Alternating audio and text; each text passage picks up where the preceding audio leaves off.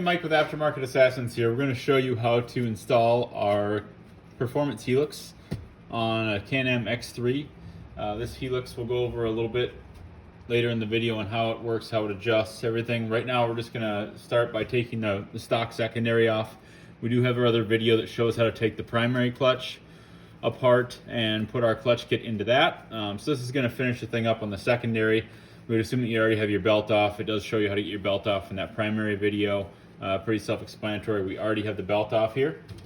So we're going to remove, with a 17 millimeter and an impact, we're going to remove this secondary clutch bolt. There's a stepped washer. You can see it has a step in it. Make sure that step fits into the clutch to hold it when you go back to get it. Take that off, slide the secondary off. That should clear. We obviously already had the clutch cover and everything off, but we're going to take this secondary clutch over to the bench. Okay, we're on the bench with our secondary clutch. First thing you want to do is mark this clutch so everything aligns back up. Even though we're going to use a different Helix, it's still really nice to mark it. You can see right there we mark where the Helix is at. And then just for the sake, I'll kind of mark where these two halves line up as well. So we've got the two halves lined up, the Helix lined up. You know, like I said, our Helix is not going to line up. We're not going to have a mark on it, but at least you'll be able to tell kind of where that roller position goes. And it's good practice for if you ever have to put this Helix back in as well. Next up, we've got our clutch compression tool number 1 in the vise. We've got this clamped down with the nut on the bottom. Slide the washer down. Big thing to note, this metric threaded washer or rod comes with your Helix. This is to go into the secondary shaft on the X3 itself for easier adjustments. You can also install the end cap like this. We don't want to use this right now. This isn't long enough, so you want to make sure you use the clutch compression tool number 1, which is at least 10 to 12 inches long, to get this clutch fully apart. You don't have enough travel with this one, so please don't try and use it. So our next step, we're going to flip the clutch upside down so we expose the bolts that hold the Helix in. Put that in our threaded rod tool. Spin our nut all the way down tight.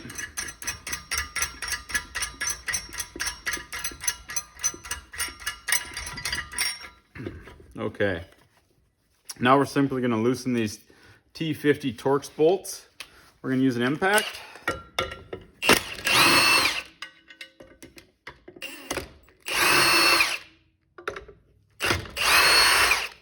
Pull all 3 of these bolts out, set them aside. We will use them for our Helix in a second. Now, using a 3/4 inch wrench on this piece, we're going to use a ratchet wrench, and we're just going to slowly spin this apart. Do note that once you get far apart, this does have some torsion, there's some twist on it, so it will twist apart just a little bit, which is why it's important that we marked everything. So we'll feel it pop apart a little bit. Here, you'll see it happen in just a second. See, it just let loose. So the Helix got past the rollers, and that let the clutch loose because there was side tension on it. So you can keep going. If you push down on this just a little bit, you can compress the spring, speed up your process a little bit by getting the nut off. Okay, let's pull this secondary apart. Helix and spring are all loaded there. All right, so we've got our secondary spring. We've got this cup which helps center the secondary spring. Keep that where it needs to be in the bottom of the Helix. Top of the Helix, I should say. So we can take this apart. We're going to reuse our secondary spring. I know there's a lot of things out there on secondary springs. We've tried a ton of them. I mean, probably 40, 50 different secondary springs. The stock's been my favorite so far. We may make something that's just a little bit stiffer than stock to use, but this is honestly, if you stiffer, softer compression springs, this has been the best performing on the dyno in the street. All of our testing that we do, trust me, this thing works. Torsion spring is a better spring. We'll kind of go over that here at the end of the video on the adjustments and everything there. So we have our AA Helix. This is it. It's adjustable. We'll go over the adjustments again towards the end of the video. Right now we've got our end cap that comes bolted on it. That's just for shipping purposes. So we're actually going to remove this end cap. We're going to remove it using our T30.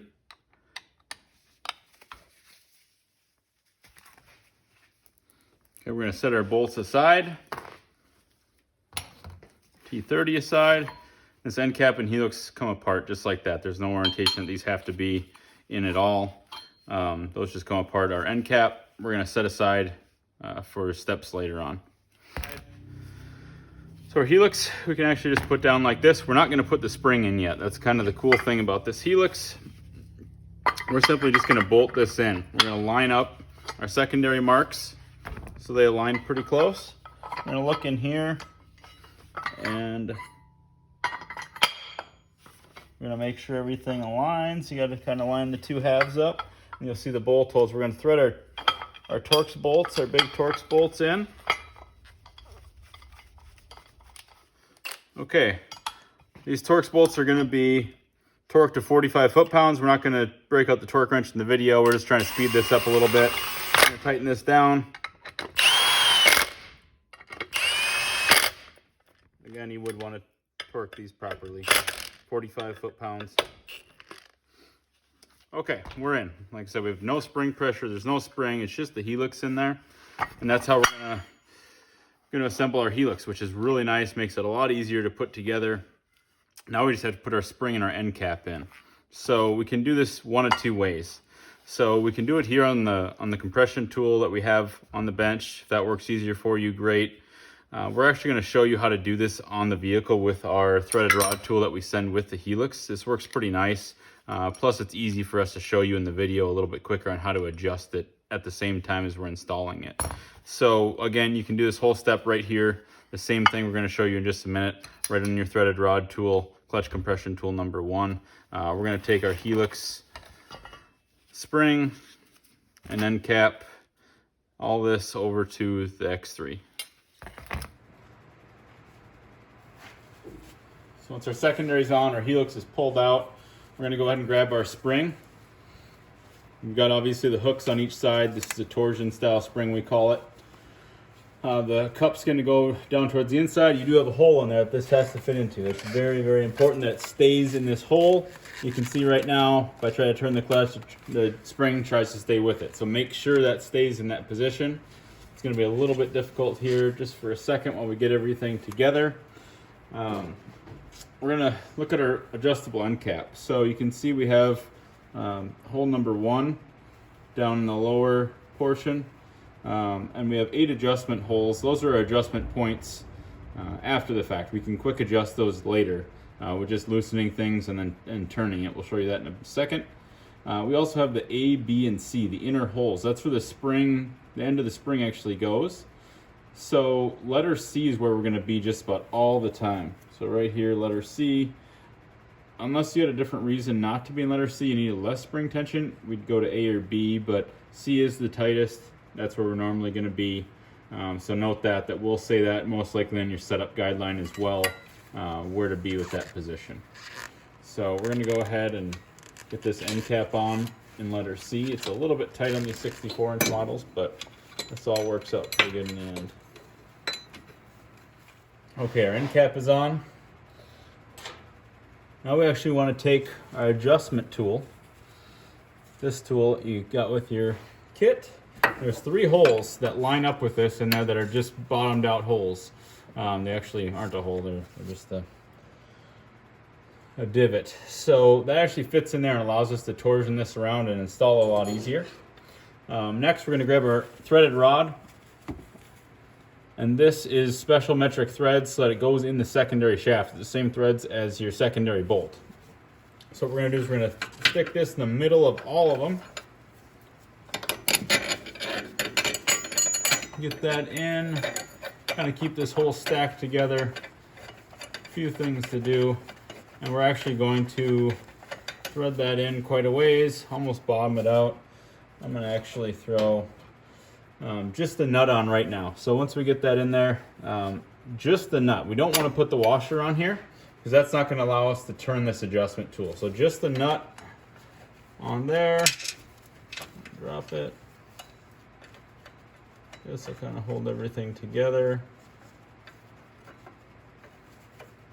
Like I said, we can do this on the bench as well, but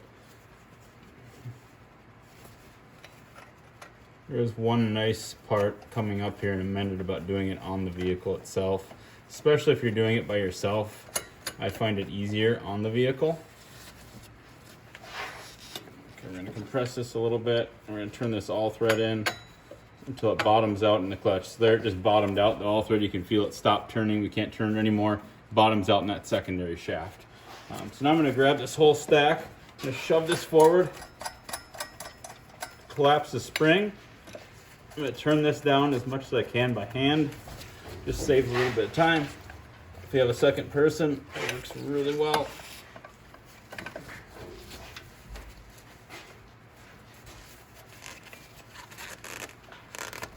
Okay, well, that's about as far as I can get it right now. You can use the ratchet wrench again.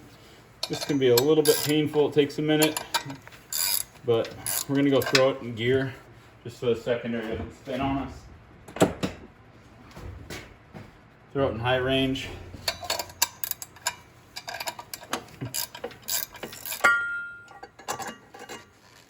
Okay, we're very close, as you can see here, to contacting the Helix with the end cap.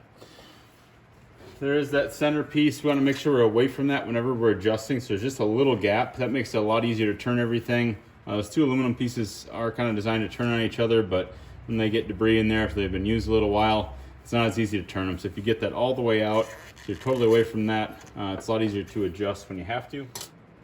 Okay, just since it was a little bit hard to get this pry bar set up, I've got a pry bar going into the Helix. I've got a little piece of cardboard to cushion it so it doesn't hit the Helix. It should just hit the leading edge anyways, but just to be sure, I like to put that in there, or put some rubber between that and the Helix just to make sure you don't mar anything up. But you can stick a pry bar or a screwdriver into the Helix.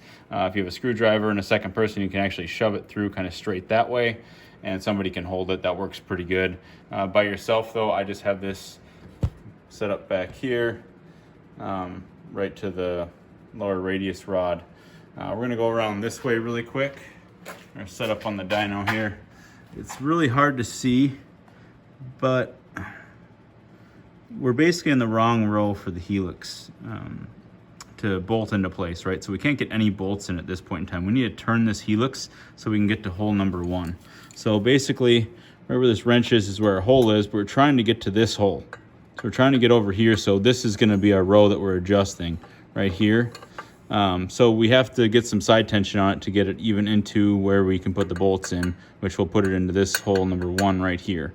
So it's kind of hard to see from back where I'm at, but that's what we're trying to do, is get this from there. So we're going to turn this end cap back that way, so that way we can get a bolt in. So basically we're going to get a Torx bolt ready to go on our T30 handle.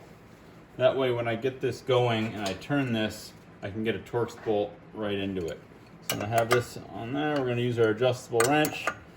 So we have one thing to know is there's a larger boss on this adjustment tool. So we're not actually turning the nut to hold everything together. We're turning the nut on the adjustment tool itself, which is why I said don't put that washer on there, because then you won't be able to get this tool.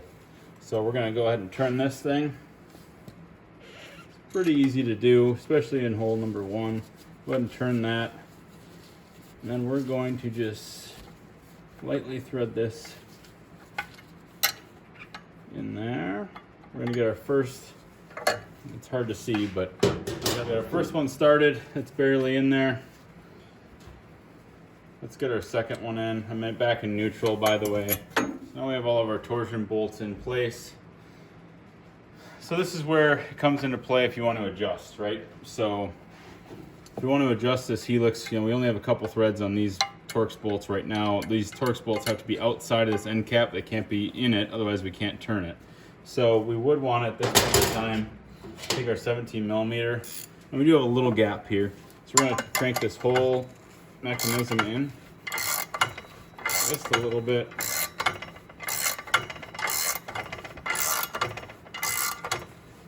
Okay, back that off. You can feel what kind of contact it's got a beveled edge where that cap enters the Helix, so you can kind of feel that hit and it'll start to suck it in. We just want to be right before that actually hits.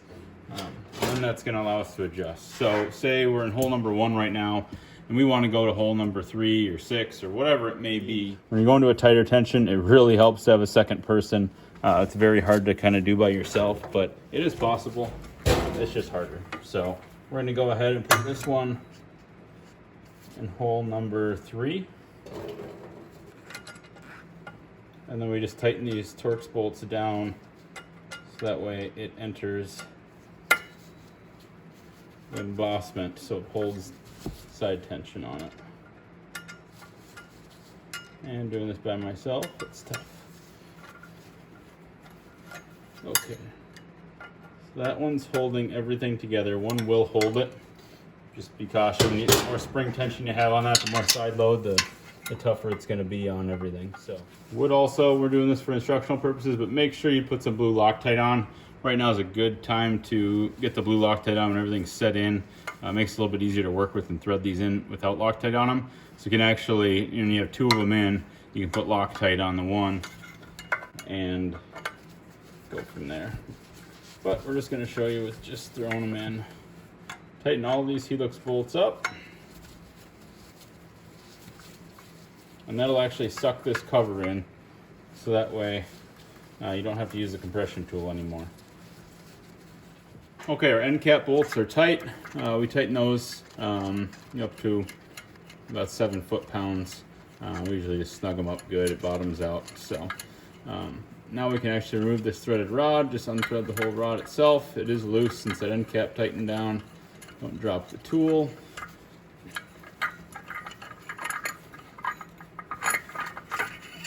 Tool threaded rod will come out. Secondary bolt is not in, so make sure that slides on all the way again. And that's it, your secondary's assembled. The roller should be on this side of the clutch, so take note of that. The roller's on this side of the Helix.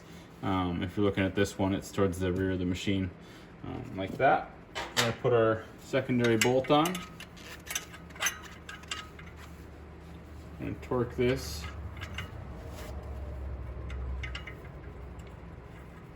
Down to 40 foot-pounds. Again, do as I say, not as I do, because we're just going to hit this with the impact real quick, just for the video.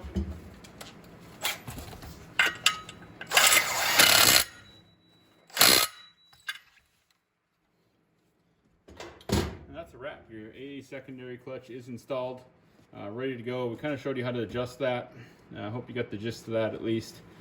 The biggest thing we want to go over here is why we adjust it, what it's doing compared to your primary. We have our adjustable weights as well. What's the purpose of having both? The X3, the primary clutch is pretty hard to adjust, right? You got to remove it, so you got to remove the secondary. That it's not terrible, but it does take a little bit more time. Sometimes it's really nice to have this secondary adjustment, especially for guys that are going from regular tire setups to dune setups. To have that adjustment is huge, especially when you're setting up your tires and everything as well. If you have a small adjustment, you just need to go 100, maybe 200 RPM. We use this secondary adjustment. It just makes it easier, a lot less time for you to do this and sit and play with it, because RPM on these machines is everything, right? So you want to make sure you're within your peak RPM, which is on your setup guideline. And normally 7,900 to 8,200 is where we want to be with a tuned machine anyways. So make sure you're there, and this allows you to do that so much easier from day to day. Doesn't make you go, hey, I'm not going to do it, it's too much work, heck with it, we're going to live with it. And it's like, okay, we can actually set this up for where we're riding that particular day without too much hassle. The other thing, the torsion spring we talked about before. A lot of people use a compression spring, switch away from it. So I've been doing this for a long time, and actually this whole design has been pending for a while. We used to use this starting in 2004 for some 2005 vehicles, some snowmobiles that we used to do. This has been around forever. I mean, this whole end cap design, we basically just blew up an old design and used this. So I know there's some other people out there using it, but I've been using this way longer than anybody, and selling this way longer than anybody. So this design really works. The torsion spring, we would actually convert compression springs over to torsion springs. The reason being is there's more side load on your roller. So if you do a compression spring, you get more of a bang, because these rollers will sit in no man's land when you come to a stop sometimes, and it'll have to hit this part of the clutch. So when it does that, it makes it pop. So you hear that a lot on Polarises. They use a compression spring. So it's a really nice way to get away from that. It makes your engagement, even if you have higher engagement on these, they don't seem jerky, and that's a reason why, because the torsion spring holds the load over there, makes it a lot better. You know, you do see some broken rollers on these, and if this torsion spring becomes overcome, right, you come to a really fast stop and this roller pulls away and it slams back. It's slamming back with more force than a compression spring would, but that's really the only downfall. Normally you're gonna see less wear because it's not banging into it all the time, so it's just in those rare occasions. Last, the performance benefit of a torsion spring in this setup is huge. You basically can run a softer spring down low for better upshift, which is better acceleration, but up top this spring is actually going to hold more belt tension, because as you twist that clutch, as it shifts, it gains more spring tension. With this torsion spring, it puts more and more of a load on it. What we're adjusting is the rate of that load. So it's going to, right now in hole 3 compared to 1, we've got more load sitting right now, as well as at full shift. But the spring does such a good job of holding that high belt tension at higher speeds and RPMs than a compression spring does, unless you put a really big compression spring in, which then sacrifices your bottom end power. To be honest, we do a ton of all sorts of riding, a lot of high-speed trail riding. We'll also do a lot of duning, and we have not blown a belt since we're on the dyno right now. Since our 2017 was on here, we had an original 17 belt on. We're doing stock testing. We blew a belt. We have not blown a belt on an X3 since, and yeah, we do change them out, but we don't change them out that often for the type of horsepower and things we're putting down. This setup works. We don't do a float mod. We don't see the need. Stock compression spring, our weight setup, this Helix now, and what it's doing is it's changing the shifting characteristics in that secondary, which is huge. For RR guys, this is going to be a little less drastic out of the gate to ramp up that RPM quicker, which we found in most situations, especially in the dirt and any of the high load stuff, it really makes them accelerate a lot harder. What it means for guys with the the 172s or even the 154s, it actually is steeper out of the gate, so it's going to ramp up that angle and shift faster right away, which those need. They're a little bit shallow on some things, so all around you're going to get an acceleration gain on those models. So both of them, it's doing two different things, but you're still getting an acceleration gain, which is huge. I hope you enjoyed this video. Hopefully this makes sense to you. If you have any questions, always let us know. But that's our AA secondary Helix, how to install it, how to adjust it, and why it works. Thank you.